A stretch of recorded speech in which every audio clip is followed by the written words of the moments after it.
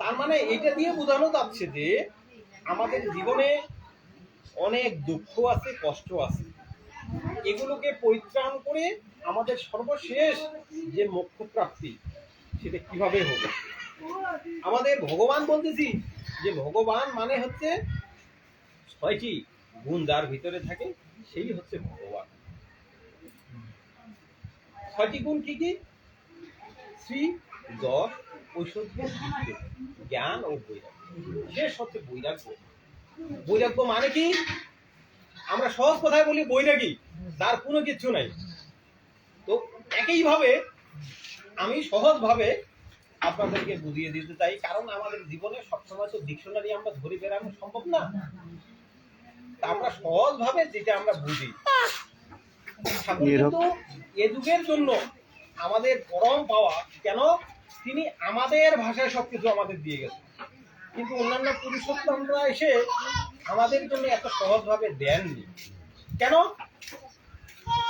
সেই সত্যতে ক্রেতায় তারপরে আসছে পুরুষোত্তমরা একই আত্মা, কিন্তু তিনি এমনটি এই সহজ ভাষায় আমাদেরকে দিয়ে যান। আর ঠাকুর এসে আমাদের সহজ ভাষায় আমাদেরকে দিয়ে গেল।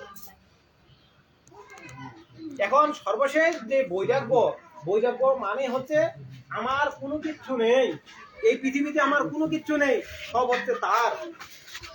আমার কোনো কিছু নিয়ে আসি নাই, আর কোনো কিছু আমি নিয়েও যেতে পারবো না, কোনো কিছু পৃথিবীতে দিতেও পারবো না, এখান থেকে নিতেও পারবো না। তাহলে কি হবে? তাহলে এখানে কি করতেছি? আমার কাজ হচ্ছে এই ভগবান ঈশ্বর এই ফুলটিকে ফোটায়। আমি 1000 বছর তপস্যা করলে ফুল ফুটাতে পারবো? কেউ পারবো না। ফুলটা ফুটে তারই জন্য, এই ফুলটা নিয়ে তার পাদপদ্মে আমাকে অর্পণ করতে। আমার কাজ শুধু এটি। আমি 1000 বছর তপস্যা করেও এই পৃথিবীতে কোনো কিছু সৃষ্টি করতে পারবো না। আপনারা যারা বিজ্ঞানে লেখাপড়া করেছেন, এখানে শিক্ষিত মানুষ আছে, মনে হয় ইনি শিক্ষক, খুব শিক্ষিত মানুষ। এতে আমাদের দিদি ভাই আছে, খুব শিক্ষিত মানুষ।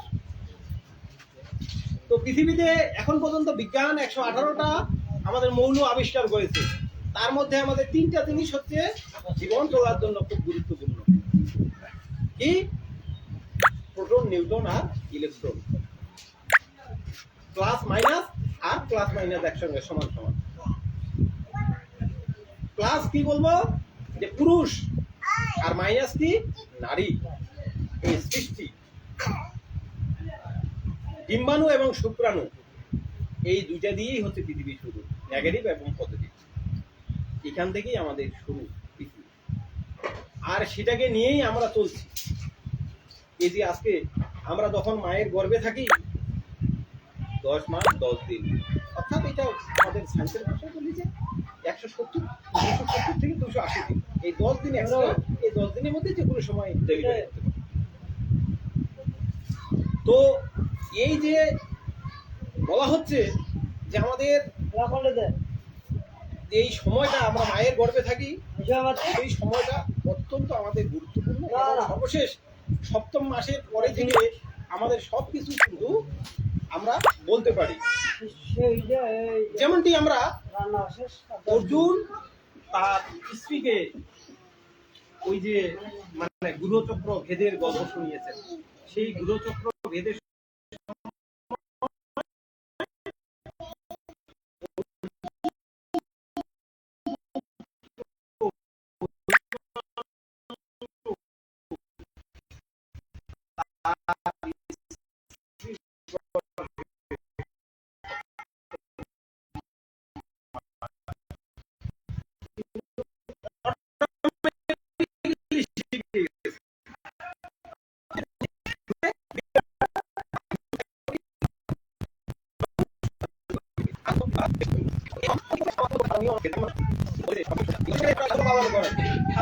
ধুমধাম করে করেন, কিন্তু এটা আমি মানে এটা আমাদের ঠাকুরের আদর্শের মধ্যে এবং দশবিধ সংস্কারের মধ্যে কোনো সার্থক্য নেই।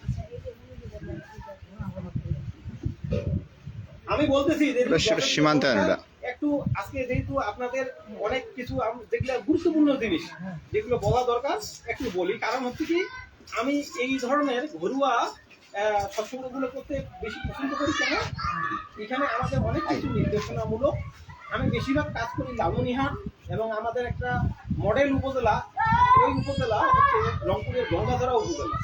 ওই উপজেলাটা ঠাকুরের কৃপায় আমার অনেক পরিবার দীক্ষিত, এবং গেলে আমি এইরকম ঘরোয়া পরিবেশে রাত 12টা 1টা পর্যন্ত অধিবেশন চালাই একাই। এবং সমস্ত মা এবং দাদাদেরকে বলি, আপনাদের যারা যারা যে কাজ সমাধান করে আসেন, এইখানে আসলে আমাকে কিন্তু সময় দিতে হবে। আমি হয়তো প্রতিদিনই আসতে পারবো না, কিন্তু আমাদের আজকে একটু আমাকে সময় দিতে হবে। হয়তো আগামী 2 মাস 4 মাস 6 মাস 1 বছর পরে আমি আসতে পারি, কিন্তু আজকে কোনো তাড়াহুড়া রাখা যাবে না। সমস্ত কাজ আপনারা দরকার শেষ করে আসেন, চলবে একেবারে ভোর পর্যন্ত।